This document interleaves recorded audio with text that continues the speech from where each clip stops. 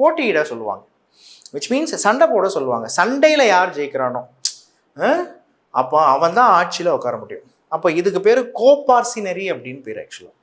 அப்போது இந்த மாதிரி கோபார்சினரின்னு சொல்லக்கூடிய வாரிசுரிமை போர் அப்படின்றது எப்பயுமே நடக்கும். நிறைய பேர் இறந்து போவாங்க, நிறைய பேர் செத்துருவாங்க. Okay, after every raja's death there will be a bloody ஹில்னு சொல்லக்கூடிய பிளட்டி ஹில் அண்ட் வார் அப்படின்றது நடக்கும். ஸோ அதுக்கப்புறமா தான் அடுத்த ராஜா வருவார். ஸோ இதுக்கு பேர் என்னன்னு சொல்கிறாங்க? கோபார்சினரி அப்படின்னு சொல்கிறாங்க. கோபார்சினரி பாயிண்ட் புரியுதா? இதுதான் ஆங்கிலத்தில் வாரிசு உரிமை போர் அப்படின்றாங்க. வார் ஆஃப் சக்சஷன், வாரிசு உரிமை போர். இதுக்கு பேர் என்ன?